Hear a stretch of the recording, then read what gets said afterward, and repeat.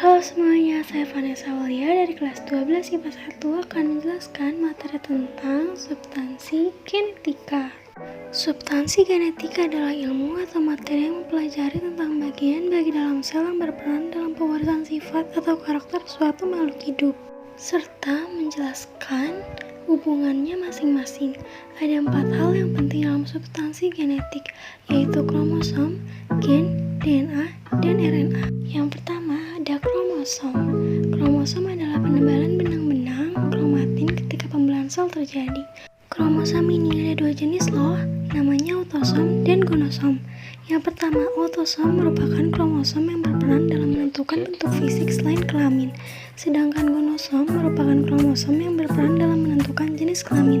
Jangan sampai keliru ya. Selain memiliki jenis, kromosom juga memiliki bagian yang berbeda loh. Yang pertama ada kromatid, merupakan salah satu dari 2 lengan yang merupakan hasil replikasi kromosom. Yang kedua adalah sentromer, ini adalah pusat kromosom dan tempat melekatnya benang spindel. Dan yang terakhir ada kinektor, ini adalah benang spindel yang melekat pada kinektor selama pada masa pembelahan terjadi.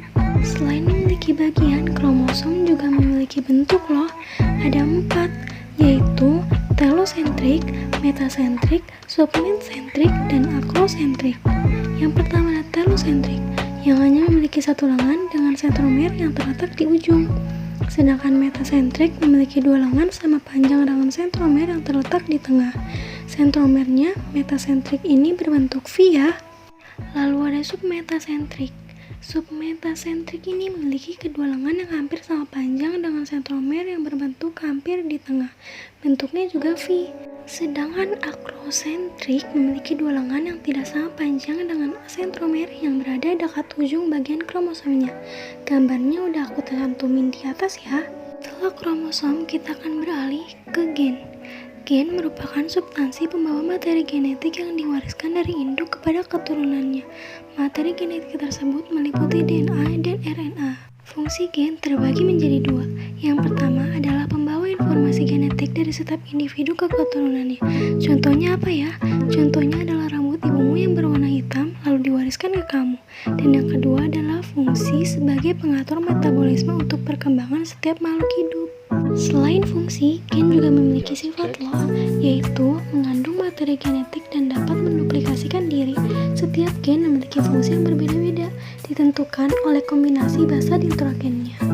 Kita beralih ke DNA dan RNA. Kamu tahu gak sih bahwa DNA dan RNA ini jumlahnya banyak banget loh. Ada berbagai jenis DNA bergabung untuk membentuk gen. Kemudian gen-gen tersebut bergabung untuk membentuk kromosom.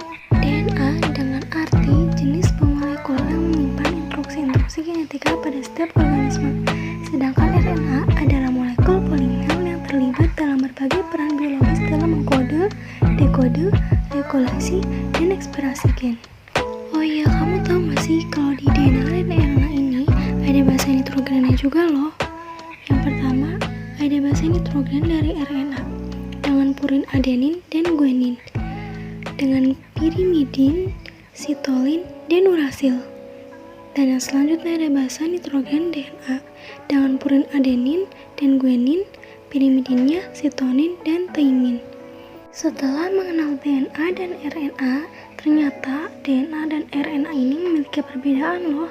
Perbedaan dalam struktur, komponen gula, basa nitrogen, letak, dan jumlahnya.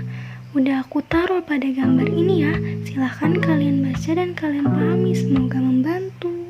Sekian dari saya, wassalamualaikum warahmatullahi wabarakatuh.